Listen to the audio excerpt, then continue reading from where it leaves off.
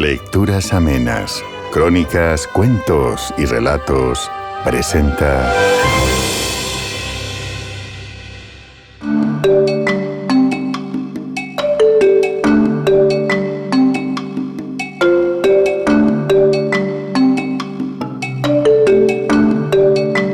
Bestiario de Juan José Arreola. Prólogo. Ama al prójimo desmerecido y chancletas. Ama al prójimo maloliente, vestido de miseria y jaspeado de mugre. Saluda con todo tu corazón al esperpento de butifarra que a nombre de la humanidad te entrega su credencial de gelatina, la mano de pescado muerto, mientras te confronta su mirada de perro. Ama al prójimo porcino y gallináceo, que trota gozoso a los crasos paraísos de la posesión animal. Y ama a la prójima que de pronto se transforma a tu lado y con pijama de vaca se pone a rumiar interminablemente los bolos pastosos de la rutina doméstica. El rinoceronte. El gran rinoceronte se detiene, alza la cabeza, recula un poco, gira en redondo y dispara su pieza de artillería. Embiste como ariete, con un solo cuerno de toro blindado, embravecido y cegato, en arranque total de filósofo positivista. Nunca da en el blanco, pero queda siempre satisfecho de su fuerza. Abre luego sus válvulas de escape y bufa a todo vapor. Cargados con armadura excesiva, los rinocerontes en celo se entregan en el claro del bosque a un torneo desprovisto de gracia y destreza, en el que solo cuenta la calidad medieval del encontronazo. Ya en cautiverio, el rinoceronte es una bestia melancólica y oxidada. Su cuerpo, de muchas piezas, ha sido armado en los derrumbaderos de la prehistoria con láminas de cuero troqueladas bajo la presión de los niveles geológicos. Pero en un momento especial de la mañana, el rinoceronte nos sorprende. De sus ijares enjutos y resecos, como agua que sale de la hendidura rocosa, brota el gran órgano de vida torrencial y potente, repitiendo en la punta los motivos cornudos de la cabeza animal con variaciones de orquídea, de azagaya y alabarda. Hagamos entonces homenaje a la bestia endurecida y abstrusa, porque ha dado lugar a una leyenda hermosa. Aunque parezca imposible, este atleta rudimentario es el padre espiritual de la criatura poética que desarrolla en los tapices de la dama el tema del unicornio caballeroso y galante. Vencido por una virgen prudente, el rinoceronte carnal se transfigura, abandona su empuje y se agacela, se asierva y se arrodilla. Y el cuerno obtuso de agresión masculina se vuelve ante la doncella una esbelta endecha de marfil.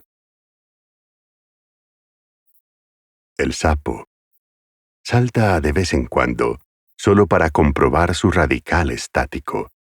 El salto tiene algo de latido. Viéndolo bien, el sapo es todo corazón. Prensado en un bloque de lodo frío, el sapo se sumerge en el invierno como una lamentable crisálida. Se despierta en primavera, consciente de que ninguna metamorfosis se ha operado en él. Es más sapo que nunca en su profunda desecación. Aguarda en silencio las primeras lluvias. Y un buen día surge de la tierra blanda, pesado de humedad, henchido de savia rencorosa, como un corazón tirado al suelo. En su actitud de esfinge hay una secreta proposición de canje, y la fealdad del sapo aparece ante nosotros con una abrumadora cualidad de espejo. El bisonte. Tiempo acumulado. un montículo de polvo impalpable y milenario, un reloj de arena, una morrena viviente. Esto es el bisonte en nuestros días. Antes de ponerse en fuga y dejarnos el campo, los animales embistieron por última vez, desplegando la manada de bisontes como un ariete horizontal. Pues evolucionaron en masas compactas, parecían modificaciones de la corteza terrestre con ese aire individual de pequeñas montañas. O una tempestad al ras del suelo por su aspecto de nubarrones. Sin dejarse arrebatar por esa ola de cuernos, de pezuñas y de belfos, el hombre emboscado arrojó flecha tras flecha y cayeron uno por uno los bisontes. Un día se vieron pocos y se refugiaron en el último redil cuaternario. Con ellos se firmó el pacto de paz que fundó nuestro imperio. Los recios toros vencidos nos entregaron el orden de los bovinos con todas sus reservas de carne y leche. Y nosotros les pusimos el yugo, además. De esta victoria, a todos nos ha quedado un galardón. El último residuo de nuestra fuerza corporal es lo que tenemos de bisonte asimilado. Por eso, en señal de respetuoso homenaje, el primitivo que somos todos hizo con la imagen del bisonte su mejor dibujo de Altamira. Aves de rapiña. Derruida sala de armas o profanada celda monástica. ¿Qué pasa con los dueños del libre albedrío? Para ellos, la altura soberbia y la suntuosa lejanía han tomado bruscamente las dimensiones de un modesto gallinero, una jaula de alambres que les veda la pura contemplación del cielo con su techo de láminas. Todos, halcones, águilas o buitres, repasan como frailes silenciosos su libro de horas aburridas, mientras la rutina de cada día miserable les puebla el escenario de deyecciones y de vísceras blandas, triste manjar para sus picos desgarradores. Se acabaron para siempre la libertad entre la nube y el peñasco, los amplios círculos del vuelo y la caza de altanería. Plumas remeras y caudales se desarrollan en balde. Los garfios crecen, se afilan y se encorvan sin desgaste en la prisión, como los pensamientos rencorosos de un grande disminuido. Pero todos, halcones, águilas o buitres, disputan sin cesar en la jaula por el prestigio de su común estirpe carnicera. Hay águilas tuertas y gavilanes desplumados. Entre todos los blasones impera el blanco purísimo del sopilote rey, que abre sobre la carroña sus alas como cuarteles de armiño en campo de azur, y que ostenta una cabeza de oro cincelado, guarnecida de piedras preciosas. Fieles al espíritu de la aristocracia dogmática, los rapaces observan hasta la última degradación su protocolo de corral. En el escalafón de las perchas nocturnas, cada quien ocupa su sitio por rigurosa jerarquía, y los grandes de arriba ofenden sucesivamente el timbre de los de abajo.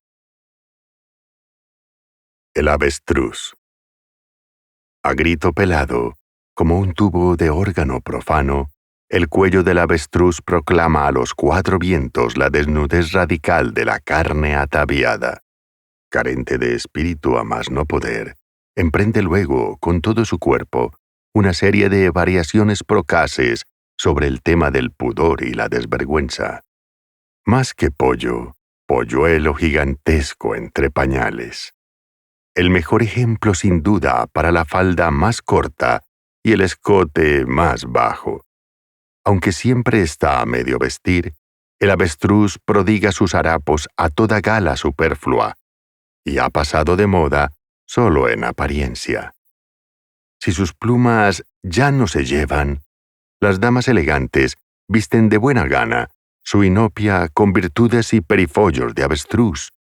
El ave que se engalana, pero que siempre deja la íntima fealdad al descubierto. Llegado el caso, si no esconden la cabeza, cierran por lo menos los ojos a lo que venga.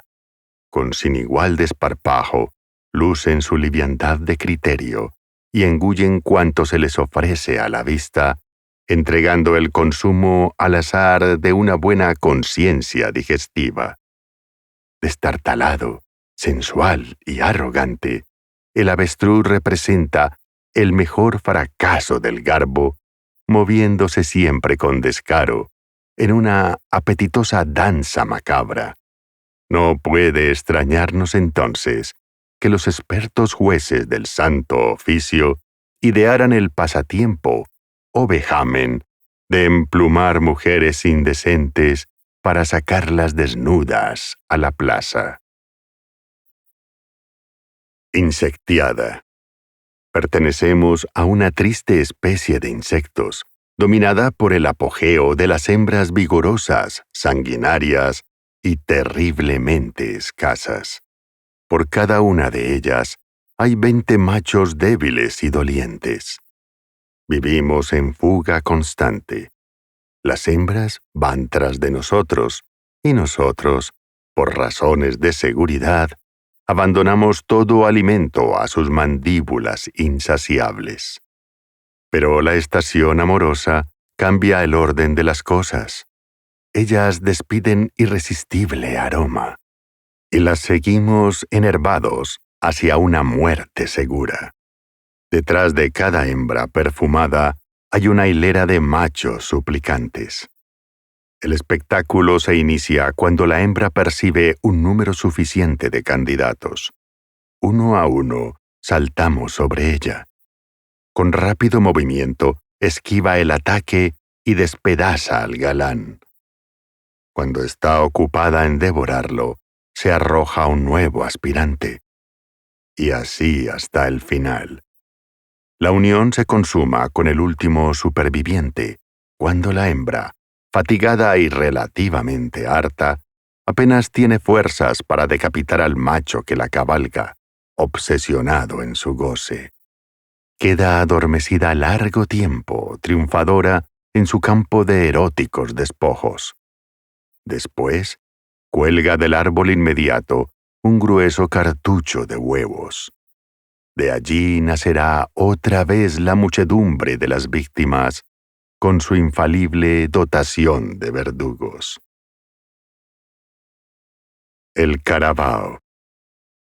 Frente a nosotros, el carabao repasa interminablemente, como Confucio y Lao Tse, la hierba frugal de unas cuantas verdades eternas. El carabao, que nos obliga a aceptar de una vez por todas la raíz oriental de los rumiantes. Se trata simplemente de toros y de vacas, es cierto, y poco hay en ellos que justifique su reclusión en las jaulas de un parque zoológico. El visitante suele pasar de largo ante su estampa casi doméstica, pero el observador atento se detiene al ver que los carabaos parecen dibujados por Utamaro, y medita, mucho antes de las hordas capitaneadas por el Khan de los tártaros, las llanuras de Occidente fueron invadidas por inmensos tropeles de bovinos. Los extremos de este contingente se incluyeron en el nuevo paisaje, perdiendo poco a poco las características que ahora nos devuelve la contemplación del carabao.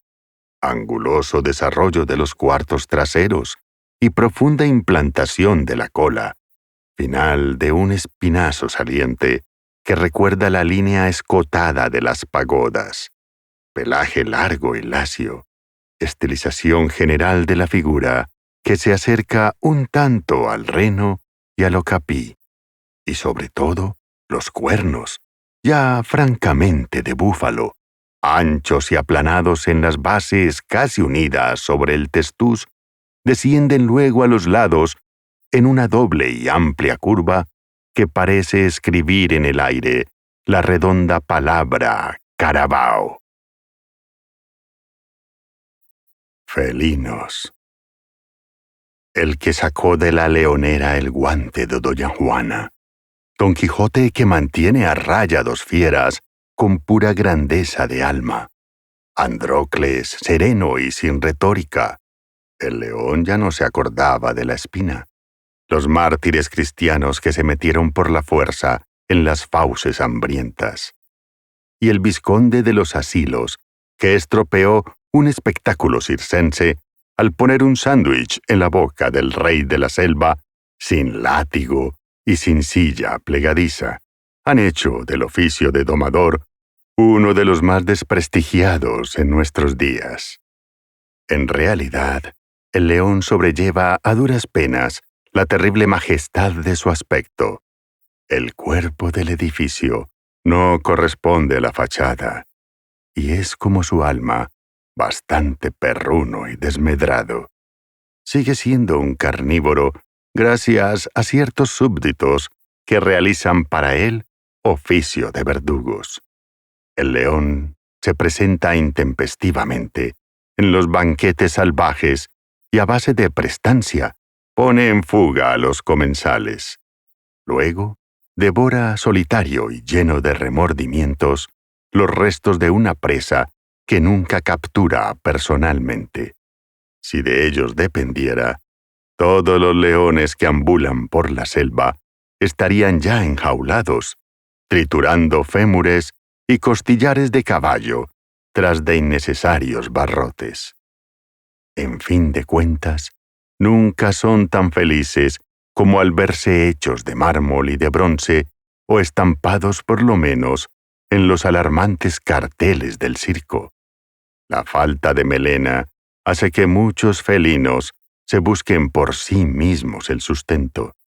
De allí la innegable superioridad de tigres, panteras y leopardos, que a veces logran forjarse una leyenda atacando piezas de ganado mayor después de poner en fuga cobarde a los guardianes. Si no domesticamos a todos los felinos, fue exclusivamente por razones de tamaño, utilidad y costo de mantenimiento. Nos hemos conformado con el gato, que come poco y que de vez en cuando se acuerda de su origen y nos da un leve arañazo.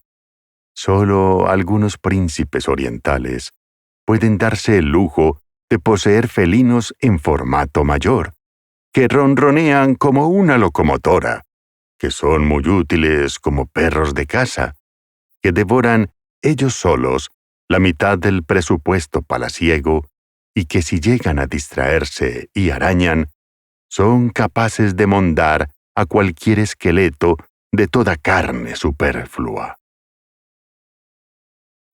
El búho. Antes de devorarlas, el búho digiere mentalmente a sus presas. Nunca se hace cargo de una rata entera, sino se ha formado un previo concepto de cada una de sus partes. La actualidad del manjar que palpita en sus garras va haciéndose pasado en la conciencia y preludia la operación analítica de un lento devenir intestinal. Estamos ante un caso de profunda asimilación reflexiva. Con la aguda penetración de sus garfios, el búho aprehende directamente el objeto y desarrolla su peculiar teoría del conocimiento. La cosa en sí, roedor, reptil o volátil, se le entrega no sabemos cómo, tal vez mediante el zarpazo invisible de una intuición momentánea, tal vez gracias a una lógica espera, ya que siempre nos imaginamos el búho como un sujeto inmóvil, introvertido y poco dado a las efusiones cinegéticas de persecución y captura. ¿Quién puede asegurar que para las criaturas idóneas no hay laberintos de sombra, silogismos oscuros que van a dar en la nada tras la breve cláusula del pico? Comprender al búho equivale a aceptar esta premisa. armonioso capitel de plumas labradas que apoya una metáfora griega, siniestro reloj de sombra que marca en el espíritu una hora de brujería medieval. Esta es la imagen bifronte del ave que emprende el vuelo al atardecer y que es la mejor viñeta para los libros de filosofía occidental. El oso. Entre la abierta hostilidad del lobo, por ejemplo, y la abyecta sumisión del mono, que es capaz de sentarse en familia a desayunar en nuestra mesa, existe la cordial mesura del oso que baila y monta en bicicleta, pero que puede excederse y triturarnos en el abrazo. Con él siempre es posible entablar amistad, guardando las distancias, si es que no llevamos un pañal en la mano. Como su cabeza oscilante, el alma del oso vacila entre la esclavitud y la rebeldía. Señal de la condición es el pelaje, si blanco, sanguinaria, si negro, bondadosa. Por fortuna, el oso manifiesta sus diversos estados de ánimo con todos los matices del gris y del pardo. Quienes han encontrado un oso en el bosque saben que al vernos se pone inmediatamente de pie, con ademán de reconocimiento y saludo. El resto de la entrevista depende exclusivamente de nosotros. Si se trata de mujeres, nada hay que temer, ya que el oso tiene por ellas un respeto ancestral que delata claramente su condición de hombre primitivo. Por más adultos y atléticos que sean, conservan algo de bebé. Ninguna mujer se negaría a dar a luz a un osito. En todo caso, las doncellas siempre tienen uno en su alcoba, de peluche, como un feliz augurio de maternidad. Confesémoslo, tenemos con ellos un común pasado cavernícola. El oso de la espelunca es el más abundante de los fósiles, y su distribución acompaña a todas las migraciones humanas de la prehistoria. En nuestros días, la osera sigue siendo la más confortable de las habitaciones feroces. Latinos y germanos estuvieron de acuerdo en rendir culto al oso, bautizando con las derivaciones de su nombre, Ursus y Vera, una extensa serie de santos, de héroes y ciudades. El elefante. Viene desde el fondo de las edades y es el último modelo terrestre de maquinaria pesada envuelto en su funda de lona. Parece colosal, porque está construido con puras células vivientes y dotado de inteligencia y memoria. Dentro de la acumulación material de su cuerpo, los 5 sentidos funcionan como aparatos de precisión y nada se les escapa.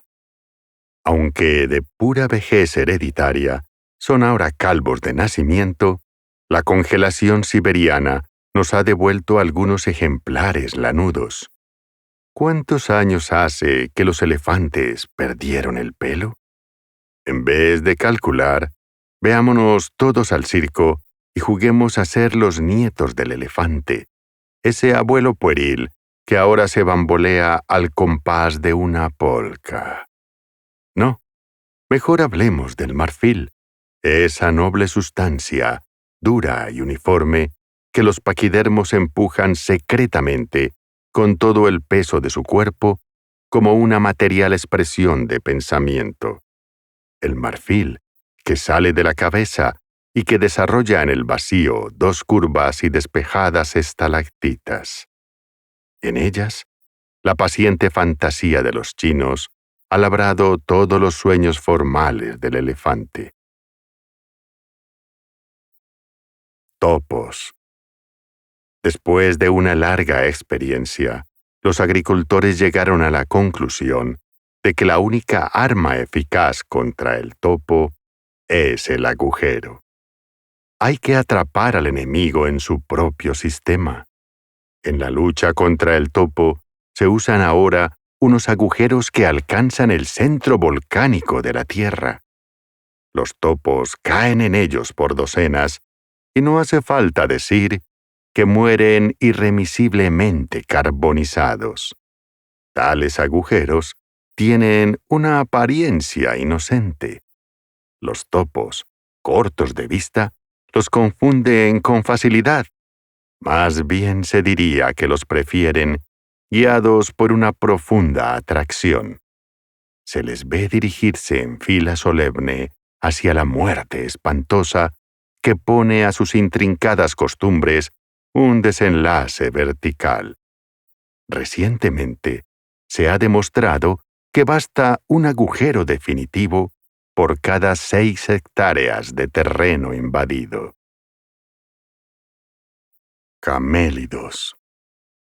El pelo de la llama es de impalpable suavidad, pero sus tenues guedejas están cinceladas por el duro viento de las montañas, donde ella se pasea con arrogancia, levantando el cuello esbelto para que sus ojos se llenen de lejanía, para que su fina nariz absorba todavía más alto la destilación suprema del aire enrarecido.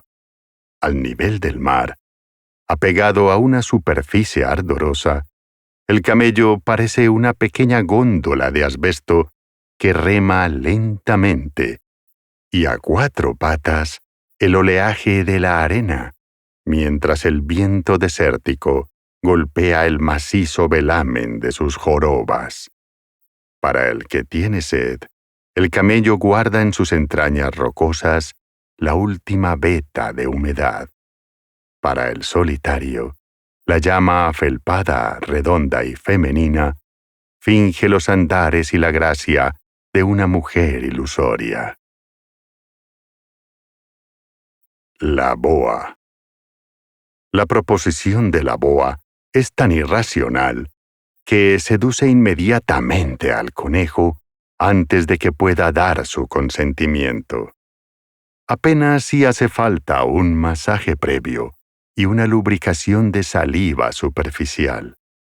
La absorción se inicia fácilmente y el conejo se entrega en una asfixia sin pataleo.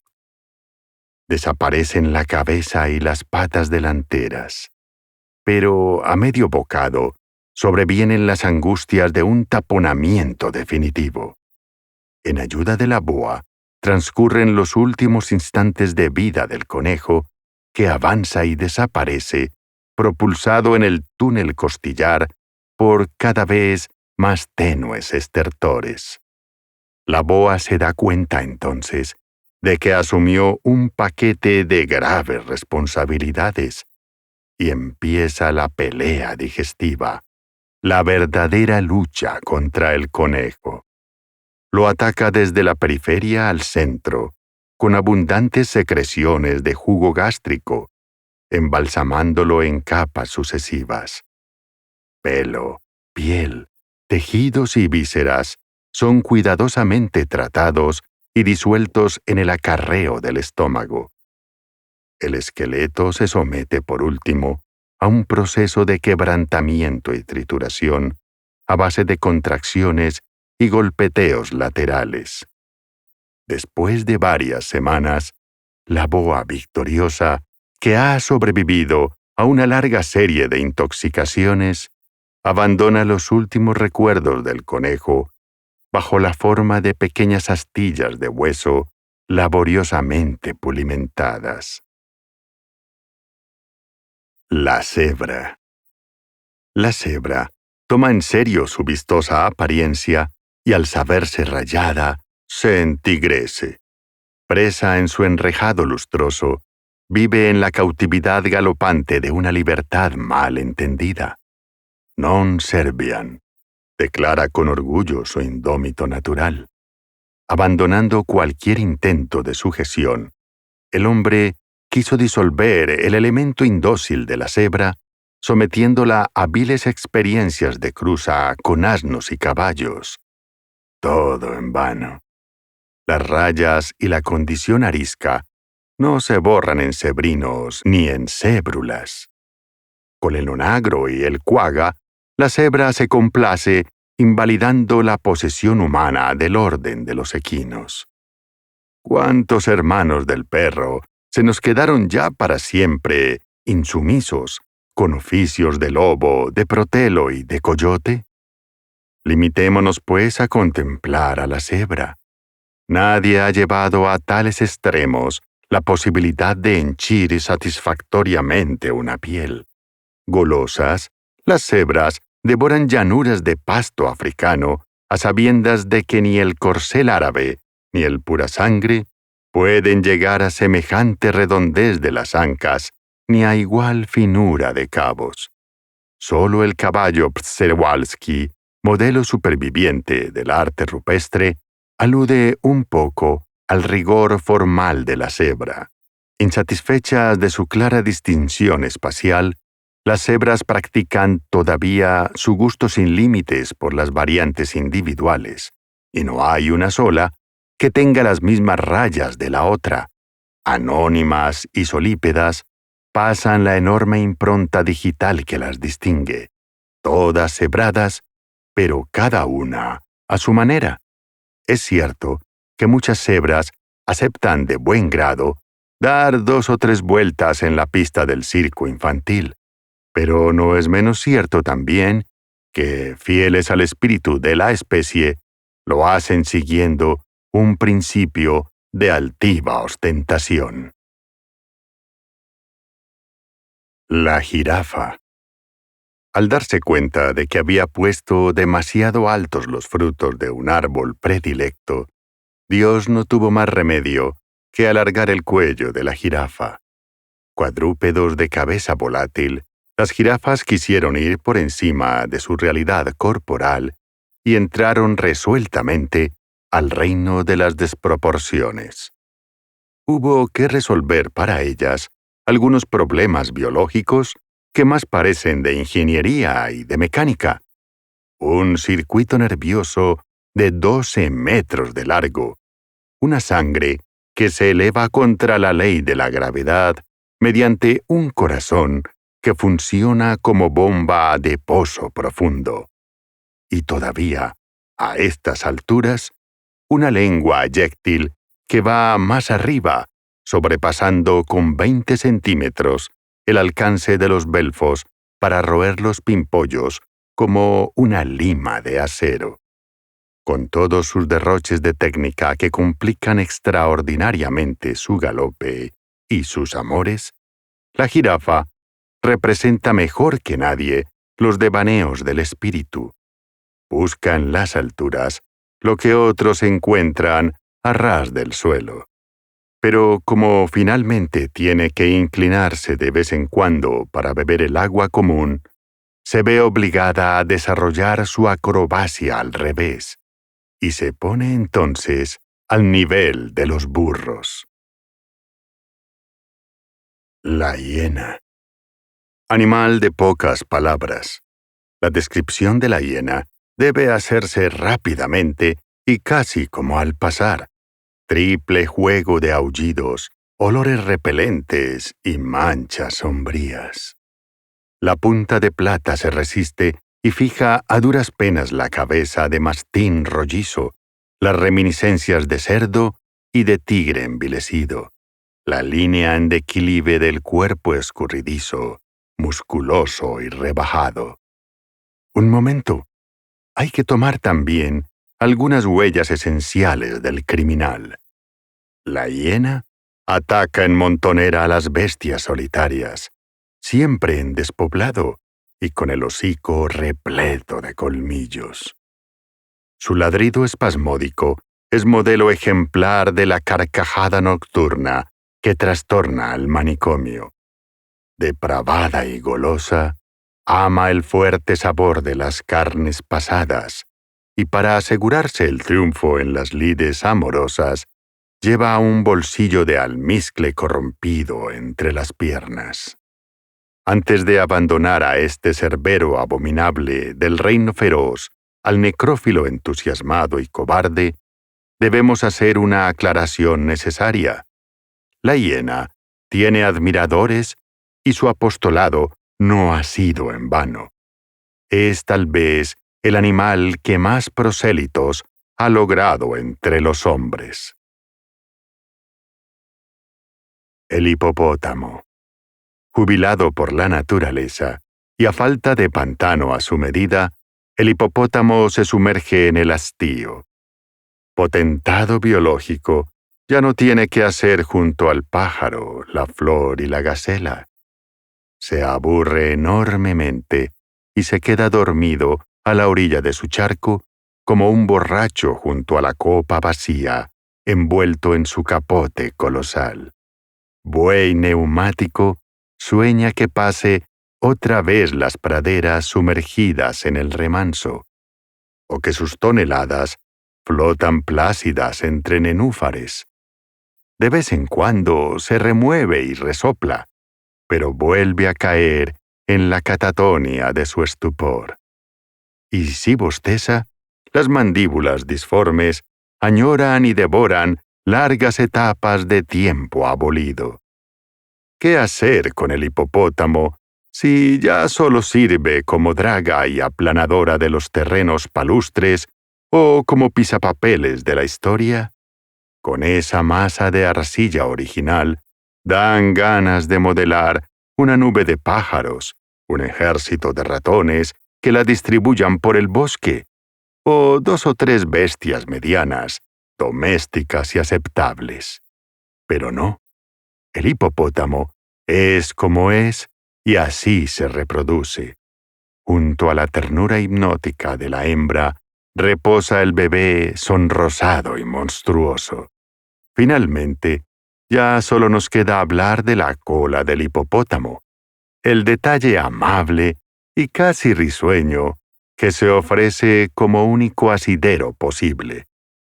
Del rabo corto, grueso y aplanado que cuelga como una aldaba, como el badajo de la gran campana material, y que está historiado con finas crines laterales, borla suntuaria entre el doble cortinaje de las ancas redondas y majestuosas.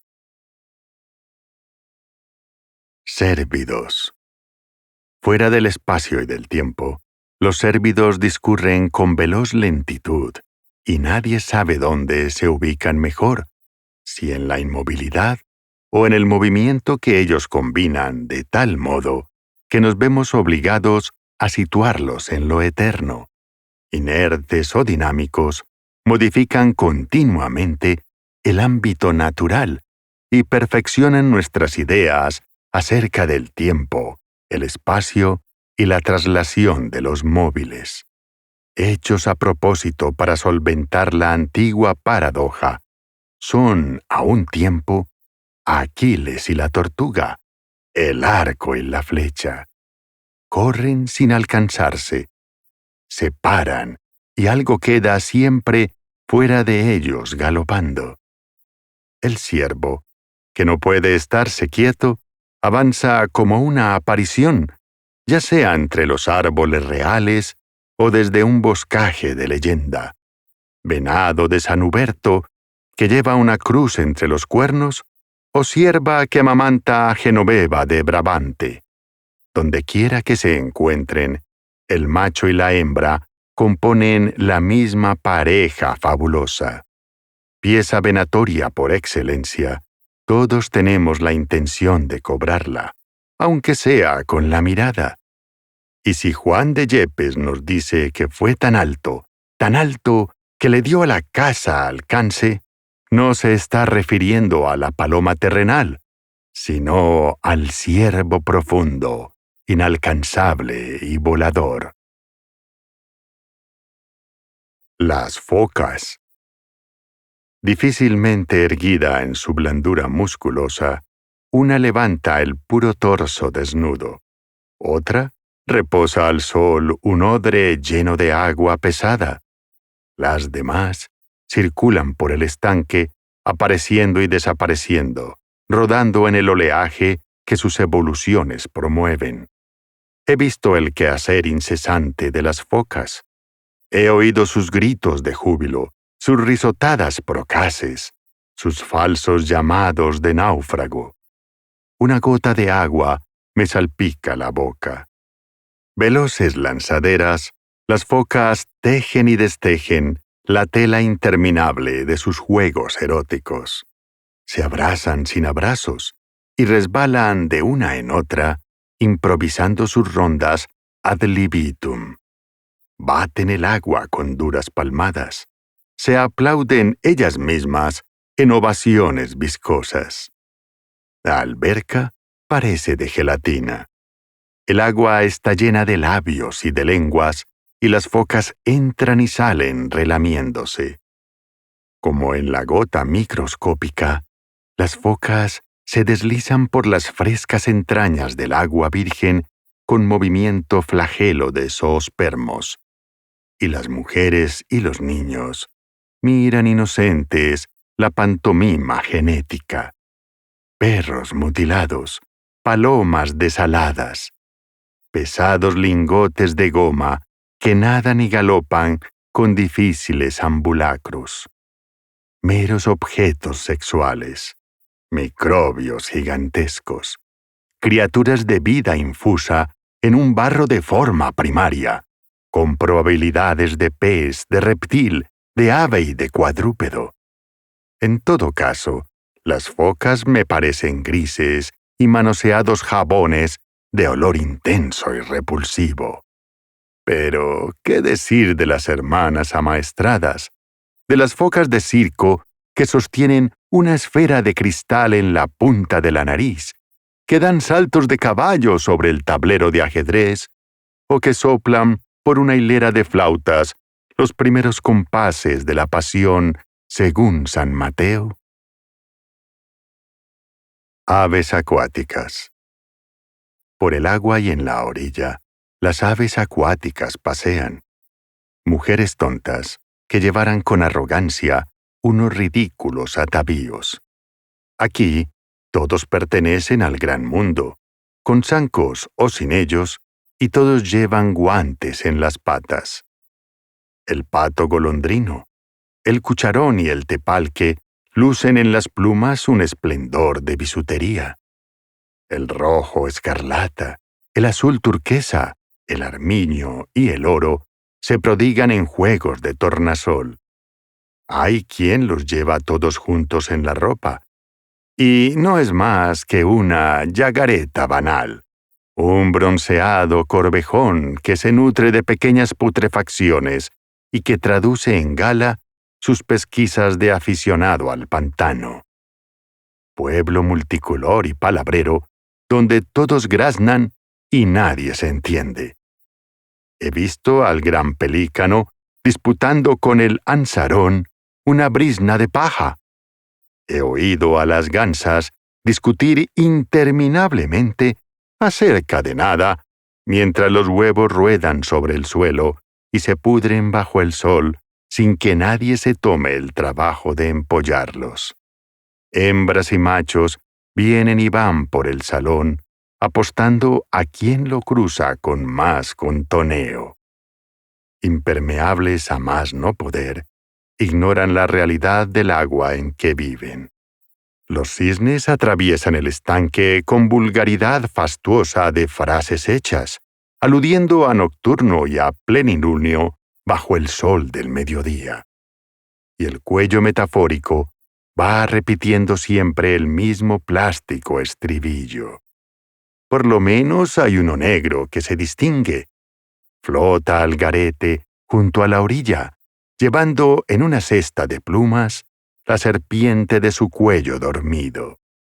Entre toda esta gente, salvemos a la garza, que nos acostumbra a la idea de que solo sumerge en el lodo una pata alzada con esfuerzo de palafito ejemplar, y que a veces se arrebuja y duerme bajo el abrigo de sus plumas ligeras, pintadas una a una por el japonés minucioso y amante de los detalles.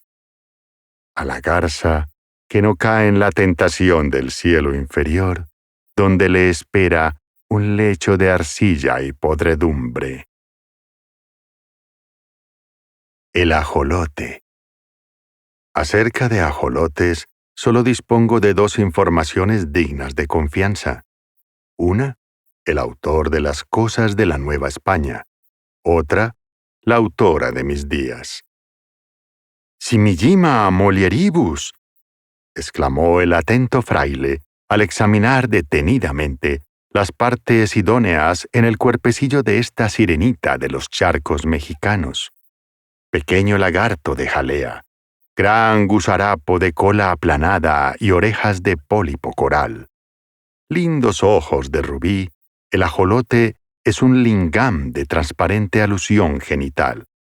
Tanto que las mujeres no deben bañarse sin precaución en las aguas donde se deslizan estas imperceptibles y lúcias criaturas. En un pueblo cercano al nuestro, mi madre trató a una señora que estaba mortalmente preñada de ajolotes. Y otra vez, Bernardino de Sahagún. Y es carne delgada, muy más que el capón, y puede ser de vigilia, pero altera los humores y es mala para la continencia. Dijéronme los viejos que comían axolotl asados, que estos pejes venían de una dama principal que estaba con su costumbre y que un señor de otro lugar la había tomado por fuerza, y ella no quiso su descendencia, y que se había lavado luego en la laguna que dicen Axoltitla, y que de allí vienen los acholotes. Solo me queda agregar que Nemilov y Jean Rostand se han puesto de acuerdo y señalan a la ajolota como el cuarto animal que en todo el reino padece el ciclo de las catástrofes biológicas más o menos menstruales. Los tres restantes son la hembra del murciélago, la mujer y cierta mona antropoide. Los monos. Wolfgang Kohler perdió 5 años en Tetuán tratando de hacer pensar a un chimpancé. Le propuso, como buen alemán, toda una serie de trampas mentales. Lo obligó a encontrar la salida de complicados laberintos. Lo hizo alcanzar difíciles golosinas valiéndose de escaleras, puertas, perchas y bastones. Después de semejante entrenamiento, Momo llegó a ser el simio más inteligente del mundo. Pero, fiel a su especie, distrajo todos los ocios del psicólogo y obtuvo sus raciones sin trasponer el umbral de la conciencia. Le ofrecían la libertad, pero prefirió quedarse en la jaula. Ya muchos milenios antes, ¿cuántos?, los monos decidieron acerca de su destino, oponiéndose a la tentación de ser hombres. No cayeron en la empresa racional y siguen todavía en el paraíso, caricaturales, obscenos y libres a su manera. Los vemos ahora en el zoológico como un espejo depresivo. Nos miran con sarcasmo y con pena, porque seguimos observando su conducta animal. Atados a una dependencia invisible, danzamos al son que nos tocan como el mono de organillo. Buscamos sin hallar las salidas del laberinto en que caímos y la razón fracasa en la captura de inalcanzables frutas metafísicas. La dilatada entrevista de Momo y Wolfgang Kohler ha cancelado para siempre toda esperanza y acabó en otra despedida melancólica que suena a fracaso. El Homo sapiens se fue a la Universidad Alemana para redactar el célebre tratado sobre la inteligencia de los antropoides que le dio fama y fortuna, mientras Momo se quedaba para siempre en Tetuán, gozando una pensión vitalicia de frutas al alcance de su mano. Fin de bestiario. Postfacio, amanuense de Arreola, por José Emilio Pacheco. 1. Fue amanuense de Arreola, dice la nota con la que Christopher Domínguez Michael me presenta en la Antología de la Narrativa Mexicana del siglo XX. Esa línea me sorprendió cuando la leí en 1990.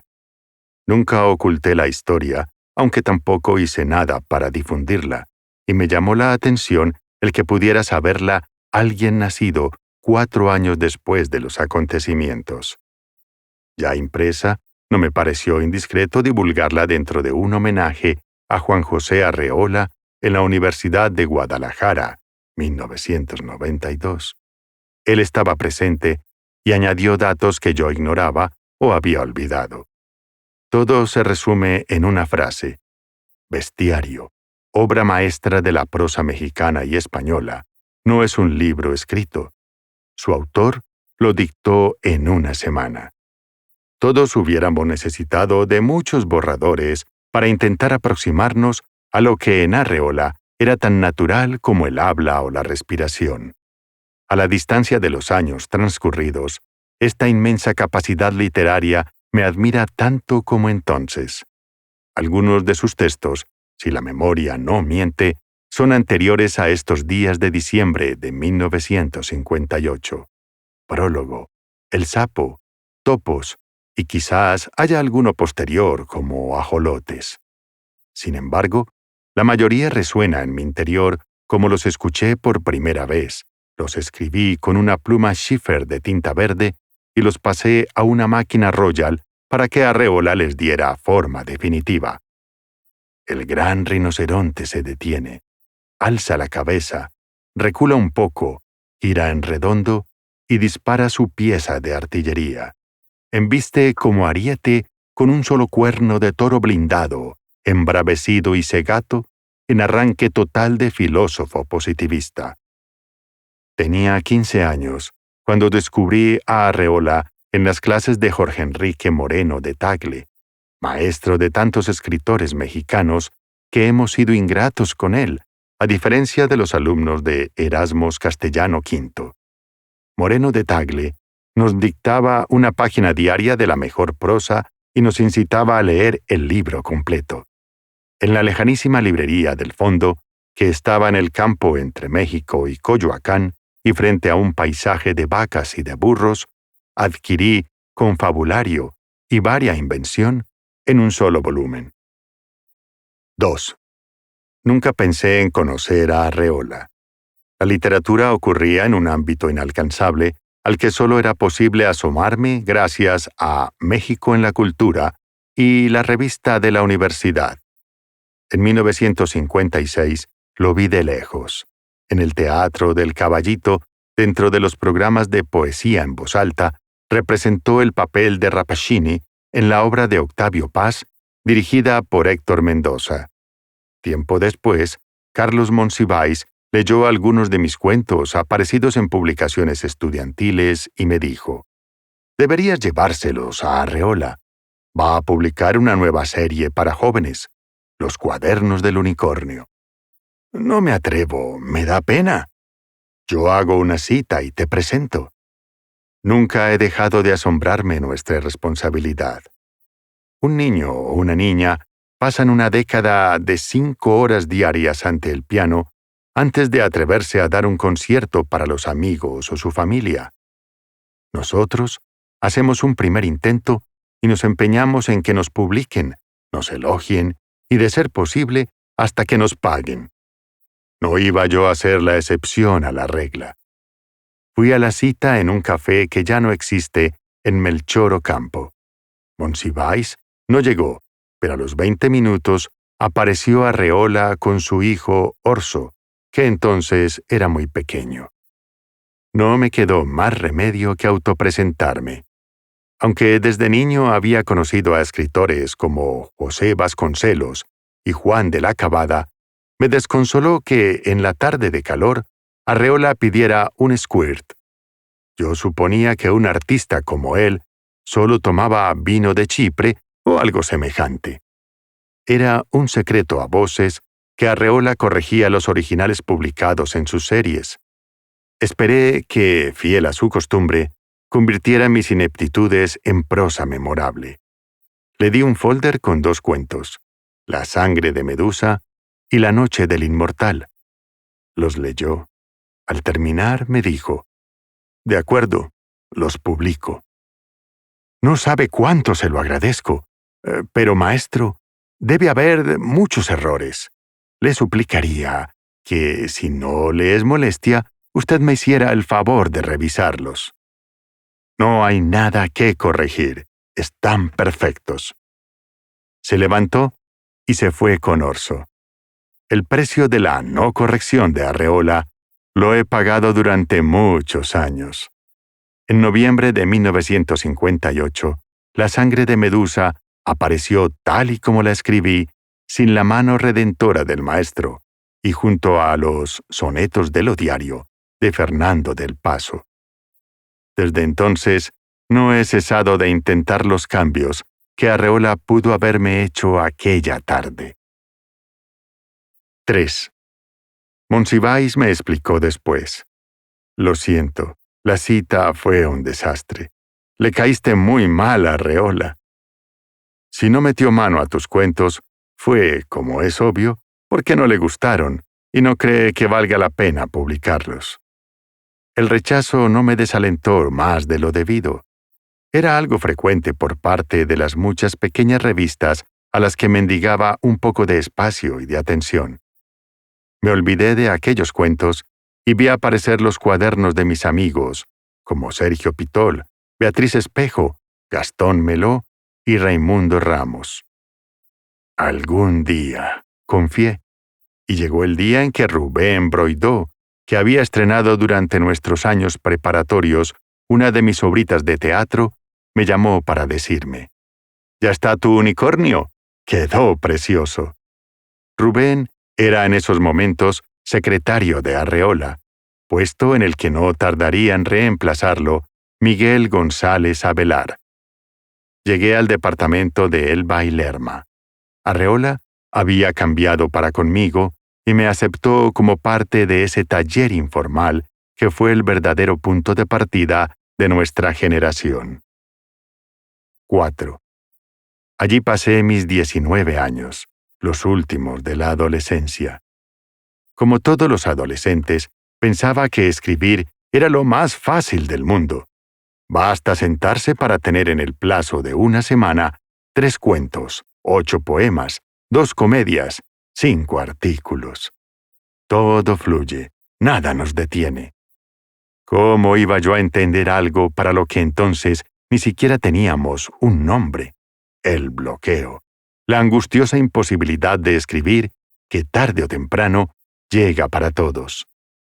Arreola no cobraba un centavo por impartirnos su sabiduría. Dudo que hubiéramos podido pagárselo. Creo que su único sostén, aparte de los escasos derechos por sus libros, era la beca de 500 pesos que Alfonso Reyes había logrado que el Colegio de México diera a unos cuantos escritores. Llegó Daniel Cosío Villegas y suprimió las becas. Arreola se quedó sin ningún medio para mantener a su esposa, a sus 2 hijas, Claudia y Fuensanta, a su hijo Orso y para el alquiler del departamento. Con su invariable generosidad, ese otro protector de los escritores que siempre ha sido Enrique González Casanova, entonces director de publicaciones de la UNAM, acudió en auxilio de Arreola. Le compró los textos de un libro futuro que se iba a llamar Punta de Plata, por ser la técnica que empleó Héctor Xavier en sus hermosos dibujos de animales. Héctor Xavier, gran dibujante, murió en el olvido y la miseria. En los 60 y los 70 lo visité en el edificio de Holbein, donde muchas veces estaba en compañía de José Revueltas, tan pobre como él. Me pregunto si alguna vez Héctor Xavier será rescatado, si hallará admiradores que hagan con él lo que otros hicieron por Revueltas. La ciencia, ya no digamos de acumular, sino de retener el dinero, no le fue dada a Arreola. Compraba y regalaba objetos indispensables, pero inútiles. Como Fernando Benítez, adquiría libros caros y enseguida se molestaba si no los aceptábamos como obsequio. Además nos daba vinos y quesos franceses. Por mucho tiempo nuestro único alimento. El adelanto que era el pago total de la edición, se agotó en poco tiempo. Vencieron uno tras otro los deadlines, los últimos plazos para la entrega, y del libro no había una sola línea. Ahora comprendo la angustia de Arreola. Mientras más perentoria es la urgencia de entregar un texto, más imposible se vuelve el sentarse a escribirlo. Se han publicado volúmenes enteros para explicar el llamado writer's block. Todas las explicaciones son plausibles y ninguna satisfactoria. Temor al rechazo, deseo de perfección, ansiedad de no estar a la altura de lo que se hizo antes, autocastigo al privarnos de la actividad que más satisfactoria nos resulta. Las hipótesis no tienen fin. Edmund Wilson dice: no se debe tener piedad con el escritor que no escribe. Todo es una falla del carácter y de la voluntad, y no merece clemencia ni mucho menos elogio. Me parece que el bloqueo es una situación infernal, el precio que pagamos por habernos dedicado a escribir, y no me atrevo a censurar a nadie que se encuentre en esas arenas movedizas. 5. La tienda de ultramarinos ya no fió más. Se acabaron los Bujola y el Camembert, y hasta los bolillos y teleras. La alimentación se ciñó a tostadas de camarón seco, eso sí, las mejores tostadas de camarón seco que se han hecho en el mundo, obras maestras de Sara, la esposa de Arreola. Con los elementos más sencillos, y entonces más baratos, Sara lograba prodigios estilísticos que encantaban también a Juan Rulfo. En la última década de su vida, viajé a muchas partes con Rulfo. Ya teníamos algo de dinero y podíamos ir a restaurantes. Nunca lo vi comer con el deleite con que devoraba, verbo que parece tan extraño aplicado a Rulfo, las tostadas de Sara. Con 20 y más años de retraso, muchas veces comentamos nuestra inconsciencia irreparable. Al engullir los prodigiosos milagros de camarón, despojábamos de su alimento a toda la familia Arreola. 6. Contra lo que se supone, el bloqueo no es la imposibilidad de escribir, sino de sentarse a hacerlo. El último plazo vencía el 15 de diciembre de 1958. A pesar de todos los esfuerzos de Enrique González Casanova, si Arreola no entregaba los textos, la administración de la UNAM exigiría por medio de sus abogados que devolviera el adelanto. Cuando Rubén Darío estaba en malas condiciones, algunos amigos generosos, como Amado Nervo, le escribieron sus crónicas para La Nación de Buenos Aires, indispensables para su sobrevivencia. Pero nadie, y yo menos que nadie, podía escribir como Arreola, por Arreola, para Arreola. Ya no recuerdo si la idea fue mía o de Vicente Leñero, Eduardo Lizalde o el propio Fernando del Paso, a quien 35 años después, Arreola iba a dictarle en Guadalajara el primer tomo de sus memorias. Sea como fuere, el 8 de diciembre, ya con el agua al cuello, me presenté en el Bailerma a las 9 de la mañana. Hice que Arreola se arrojara en su catre. Me senté a la mesa de pino, saqué papel, pluma y tintero, y le dije: «No hay más remedio. ¿Me dicta o me dicta?» Arreola se tumbó de espaldas en el catre, se tapó los ojos con la almohada y me preguntó: «¿Por cuál empiezo?» Dije lo primero que se me ocurrió: «Por la cebra». Entonces, como si estuviera leyendo un texto invisible, el bestiario empezó a fluir de sus labios. La cebra toma en serio su vistosa apariencia, y al saberse rayada, se entigrece. Presa de su enrejado lustroso, vive en la cautividad galopante de una libertad malentendida. Y así, el 14 de diciembre, escuché el final del libro. Para el macho que tiene sed, el camello guarda en sus entrañas rocosas la última veta de humedad. Para el solitario, la llama afelpada, redonda y femenina finge los andares y la gracia de una mujer ilusoria. Enrique González Casanova recibió el manuscrito el día señalado. A comienzos de 1959, la UNAM editó Punta de Plata con los dibujos de Héctor Xavier. El bestiario se incorporó a la obra de Juan José Arreola. En mi feliz ignorancia, no pensé en la historia literaria ni en los archivos. Destruí los originales a medida que los iba pasando a la máquina, mientras Arreola jugaba ajedrez para compensarse del esfuerzo. Tampoco se me ocurrió rescatar de la imprenta las hojas que contenían sus modificaciones manuscritas. Gracias a esos días finales de 1958, siento que mi paso por la tierra quedó justificado. Cuando entre al infierno y los demonios me pregunten, ¿y usted qué fue en la vida?, podré responderles con orgullo: amanuense de Arreola. José Emilio Pacheco.